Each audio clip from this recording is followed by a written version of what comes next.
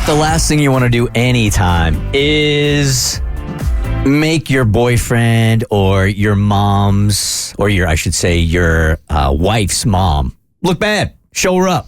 No. And Ariel here is a little bit nervous that she might do that this weekend with her boyfriend's mom. Hey, Ariel.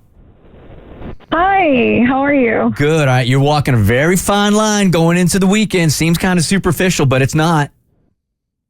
No, I mean, it's not, but I mean, it's something that, we as women are always concerned about, especially when we're going to go meet, future in-laws, the whole 9 yards. But, yeah, I'm terrified right now. I don't know what to do. Terrified over a Christmas cookie swap? I know it sounds ridiculous. I know it sounds completely ridiculous, but I really want to make a really good impression. And she has this thing where, she invites everyone, nieces, nephews, this and that. And they do like this cookie swap, right? And everyone always brings their best recipes. And I'm just trying, to,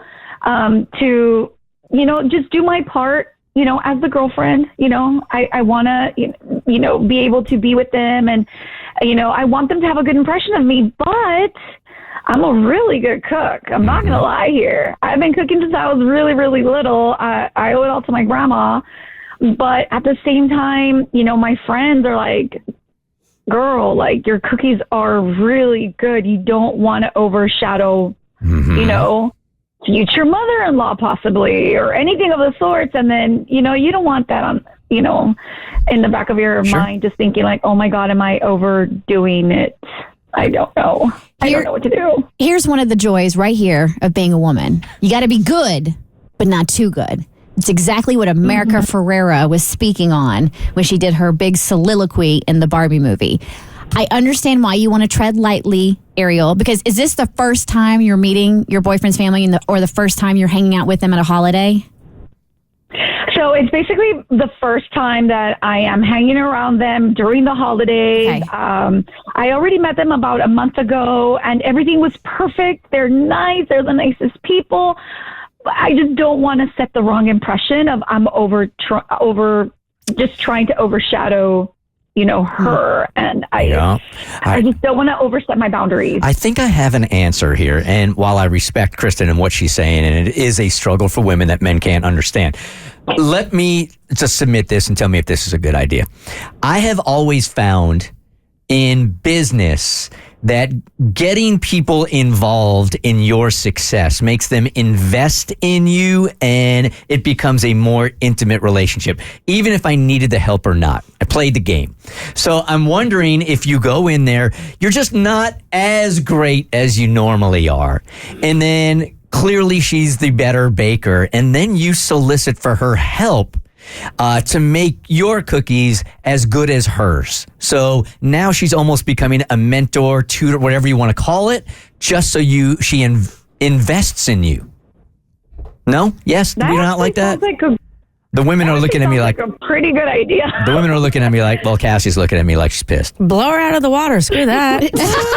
Own your talent. Okay. No, I think you can do it nice. I do think there is something to what Bert is saying, and you can I would approach her and be like, hey, I'm really nervous about the cookie competition. Like, is it really cutthroat? Like, kind of make jokes and get a gauge for it. And if she's like, yes, we take it very seriously, then you can scale your stuff back a little bit. But if she's like, it's all in good fun, then bring your game. I don't think you have to rub it in her face, but then you can be like, and then when you're there trying her recipes, you can be like, oh my God, Karen, these are the best cookies I've ever tasted. Will you please send me the recipe and do what Bert says and be like, show me how to make them. What are your tricks that you use?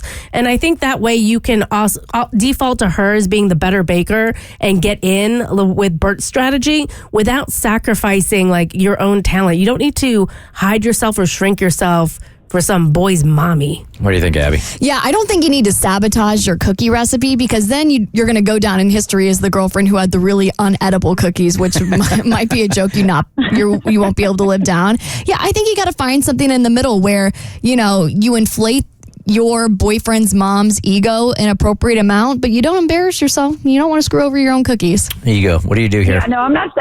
I'm not going to send burnt cookies. That's for sure. I'm with Cassie on this one.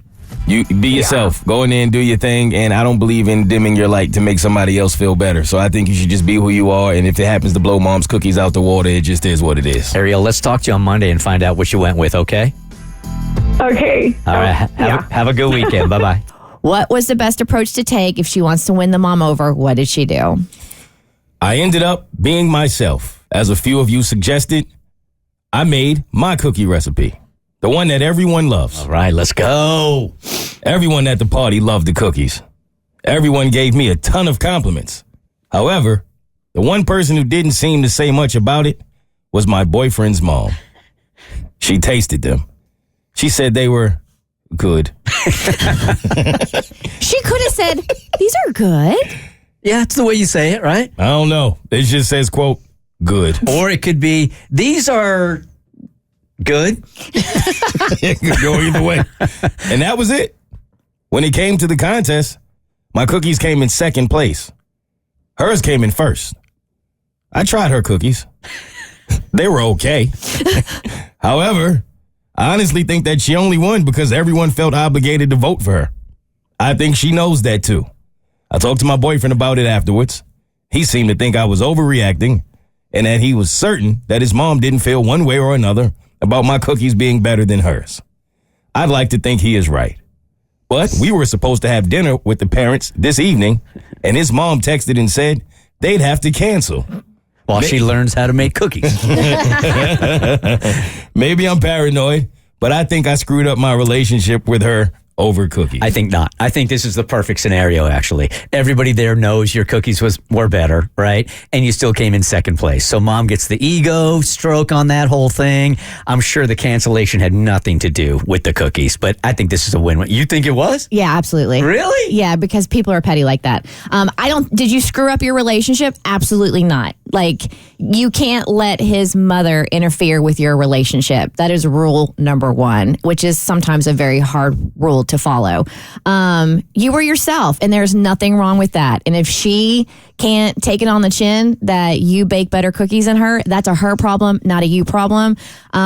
You were humble about it. You took the second place prize. I think in her heart, she knows your cookies are better than hers and that people felt obligated to vote for her. So she didn't. She may have won, but in her heart, she knows she didn't win. But which is the perfect win. Yeah. For you. But I will she hold on to this for the rest of her life? Probably, because I know people like that. Really? Yes. Come on. Over cookies? Yes. Come on. I know somebody who still brings something up that happened 17 years ago, and it is the stupid, most frivolous thing ever. Hashtag petty. They're not blessed. They're hashtag very stressed. So, but don't apologize for being a good baker, and I wouldn't say anything to it. I would just let it lie. And if she's got a problem with it, it's her problem. Okay. The Bert Show.